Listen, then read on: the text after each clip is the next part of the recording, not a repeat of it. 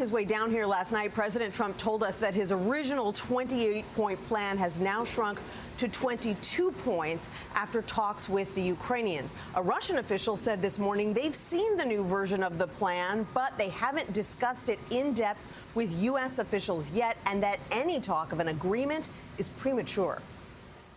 Ukraine is doing well. I think they're pretty happy about it. Flying on Air Force One, President Trump insisted the peace deal he's pushing will be fair to both sides. What kinds of concessions are the Russians going to have to make? Well, they're making concessions. Their big concession is they stop fighting and they don't take any more land. The U.S. proposal is evolving in the face of criticism at home and abroad. The original plan called on Ukraine to give a fifth of its land to Russia, shrink its military by a third, and abandon any hope of joining NATO. Security decisions about Ukraine must include Ukraine.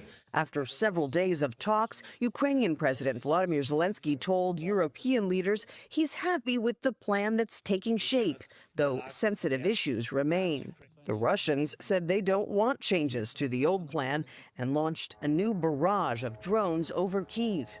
Special Envoy Stephen Witkoff has been tasked with talking to the Russians, but he's facing new questions himself after Bloomberg News obtained what it said was an audio recording of Witkoff coaching a top Putin aide on how to win over Trump.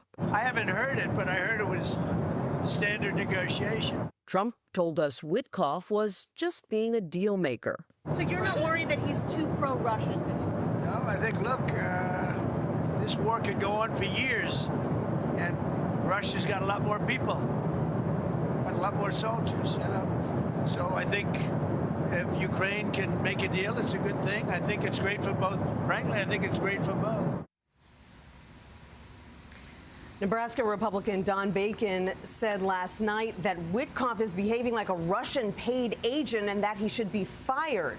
President Trump told us he's sending Witkoff to Moscow next week to meet with Vladimir Putin and that Trump's son-in-law, Jared Kushner, may go with him.